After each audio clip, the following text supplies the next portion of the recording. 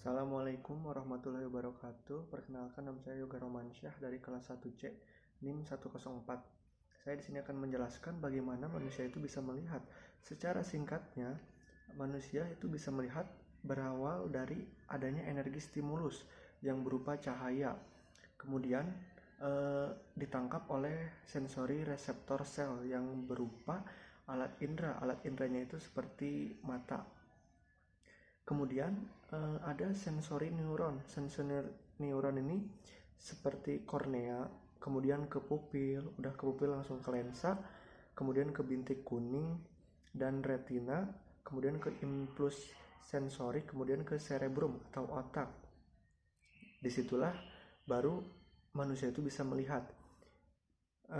Secara singkatnya, energi stimulus, sensori reseptor sel, kemudian ke sensori neuron, kemudian otak.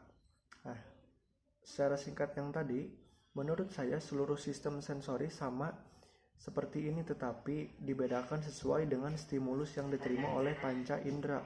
Misalnya seperti mendengar, energi stimulusnya itu seperti gelombang suara, kemudian masuk ke daun telinga, kemudian ke saluran telinga, kemudian gendang telinga. Sudah dari gendang telinga masuk ke tulang telinga. Tulang telinga itu ada 3, ada martil, landasan, dan sangkurdi.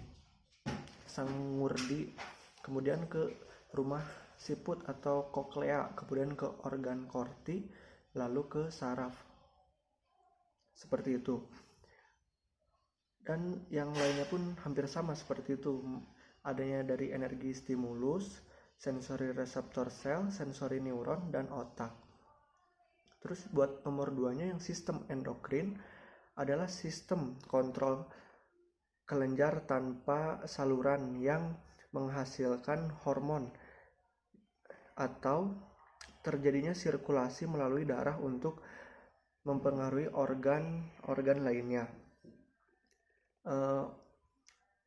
Contohnya seperti kelenjar hipotalamus menghasilkan hormon releasing hormon.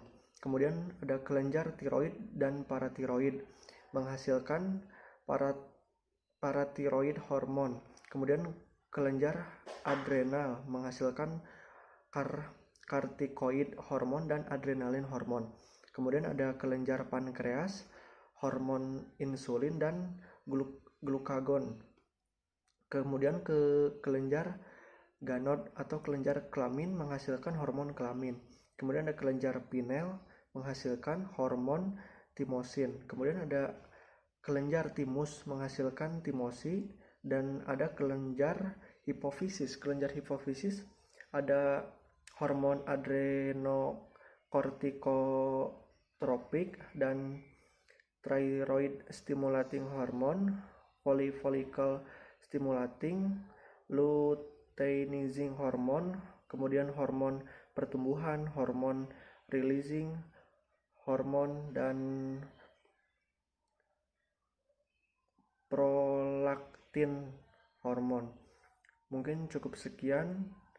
Assalamualaikum warahmatullahi wabarakatuh.